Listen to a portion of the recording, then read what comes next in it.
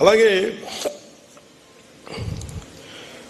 ఇంకా మనం చాలా ఇంకా బలంగా జరుపుకోవాల్సిన రోజును ఈరోజు నేను చాలా ప్రిపేర్ అయ్యి వచ్చాను. గత 2-3 రోజులుగా చాలా ఎక్కువ సమయం గడుపుదాం, దాదాపు ఒక ఈవినింగ్ దాకా గడుపుదాం అనేది ప్రతి స్టాల్లో అనుకున్నాం. అలా మీ అందరితో ఎక్కువ సమయం గడుపుదామని ప్రత్యేకంగానే ఉందామని. కానీ దురదృష్టం మొన్న కశ్మీర్లో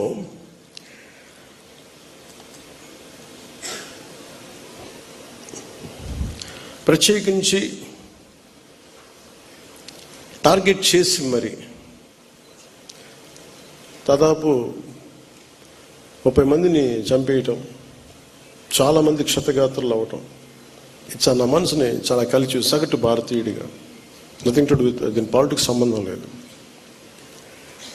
అది ఒక ఉగ్రవాది తోటా పేలితే కన్నీళ్లు భారతదేశం నలుమూల వస్తాయనడానికి మన రాష్ట్రం కూడా నిదర్శనం. ఎక్కడో వైజాగ్లో ఒక రిటైర్డ్ బ్యాంక్ ఎంప్లాయ్ ఆయన ప్రాణాలు కోల్పోయాడు. ఎక్కడో కావల్లో ఒక యువకుడు చనిపోయాడు. ఇది చాలా చాలా బాధ కలిగించింది మా అందరికీ, చాలామందితో పాటు నాకు బాధ కలిగించింది. అంటే గ్రామాలు should be a part of national integration. Panchayat should become a part of national integration. కశ్మీర్లో కావచ్చు, ఇంకో చోట కావచ్చు, ఎలాంటి జరిగినా గ్రామాల్లో ఉండేవాళ్ళు మాకు ఎందుకు, మా సంబంధం లేదనుకుంటారు. గ్రామాలు రాజకీయాలకు కావచ్చు, పొలిటికల్ పార్టీస్ కావచ్చు, కులాలకు కావచ్చు, వర్గాలకు కావచ్చు, దానికి ఫౌండేషన్ కింద కాకుండా జాతీయ సమగ్రతకి పట్టుకొమ్మల వాళ్ళు పంచాయతీలు.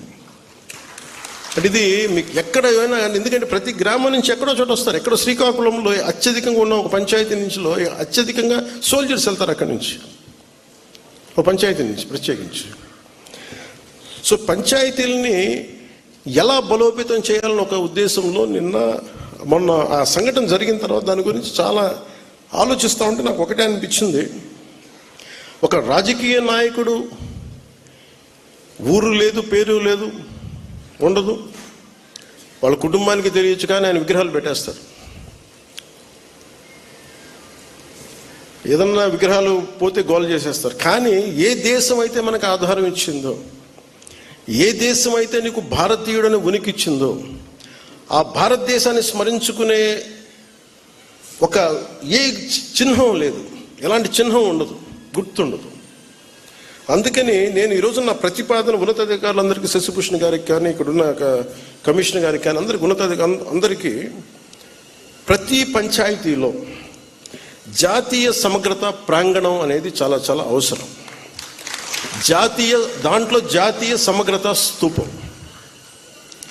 అది మీరు 1000 గజాల్లో పెడతారా, ఎకరంలో పెడతారా, ఇంకెక్కువలో పెడతారా, ఆ పంచాయతీలను బట్టి కనీసం ప్రతి చోట 13,326 పంచాయతీల్లో 13,326 జాతీయ సమగ్రత ప్రాంగణాలు ఉండాలి. 13,326 జాతీయ సమగ్రత స్తూపాలు ఉండాలి. ఇది దయచేసి దీన్ని ఎలా తీసుకెళ్తాం, దీనికి కావాలంటే నేను క్యాబినెట్లో కూర్చొని గౌరవ ముఖ్యమంత్రి చంద్రబాబు నాయుడు గారితో మాట్లాడి, అవసరమైతే కేంద్ర ప్రభుత్వంతో మాట్లాడి, ఇది చాలా చాలా అవసరం ఇప్పుడున్న పరిస్థితుల్లో. ఉగ్రవాదం పెట్రేగి పెరిగిపోతున్న పరిస్థితుల్లో గ్రామాల నుంచి బలమైన వ్యక్తులు ఉంటేనే, దేశ వికాసానికి బలపడే వ్యక్తుల సమూహం ఉంటేనే గ్రామాల్లోనే మన దేశానికి ఏదైనా చేయగలం, తద్వారా మనం లాభపడగలం.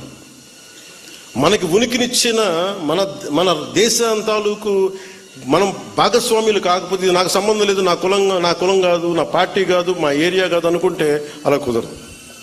అందుకని దీనిని సమగ్రతని పెంచే, జాతీయ సమగ్రతని పెంచే ఈ జాతీయ సమగ్రత ప్రాంగణాలకి దయచేసి మీరు ఒక ప్రణాళిక తీసుకెళ్లవలసిందిగా మనస్ఫూర్తిగా నేను మీ అందరికీ. ఈ వీడియో నచ్చితే లైక్ చేయండి. అలాగే మా ఛానల్ ని ఫస్ట్ టైం కనుక చూస్తున్నట్టయితే ఇప్పుడే సబ్స్క్రైబ్ చేసుకుని పక్కనే ఉన్న గంట సింబల్ ని యాక్టివేట్ చేసుకోండి. అప్పుడే మేము పెట్టే ప్రతి వీడియో మీకు నోటిఫికేషన్ గా వస్తుంది. అలాగే ఈ వీడియో పూర్తిగా చూసినందుకు ధన్యవాదాలు.